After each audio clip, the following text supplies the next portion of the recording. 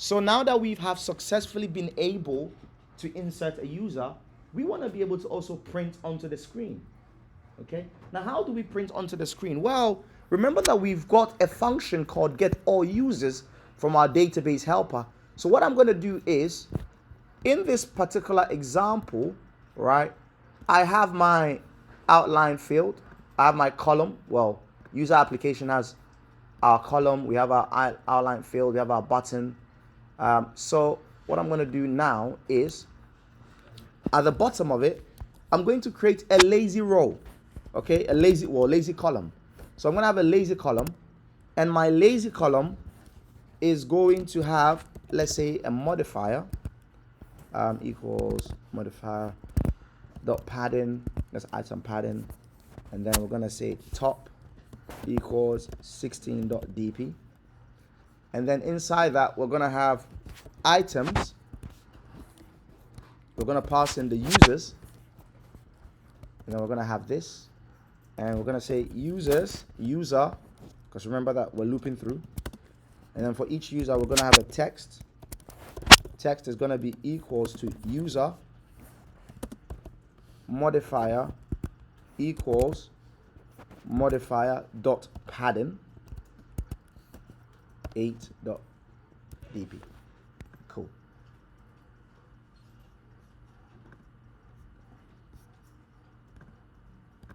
The reason for the error is because I haven't actually imported items. So I need to actually import items, because items is part of the lazy column, is what we use.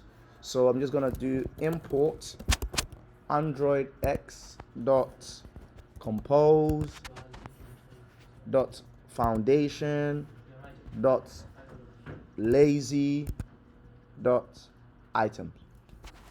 Okay. Okay, so it should disappear. So it's because I wasn't imported items. And now I've imported items. What we're going to have to do is, what we're going to do now is, we've imported items, and then in our button now, right, once the user enters something inside, first we want to do is, we want to, you see, remember this refreshers that we created?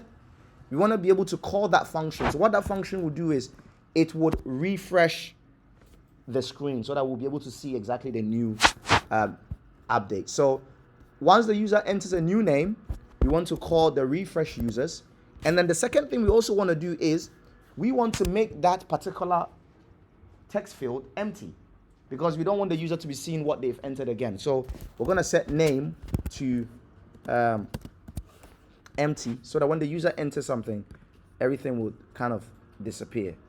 Okay, and then we will end up with something like this. So let us try and run it and see if it would work. Okay, so 1 second.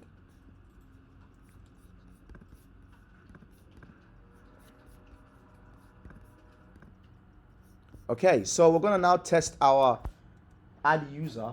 What I'm expecting to happen is, the minute I enter a name, it will display all the names.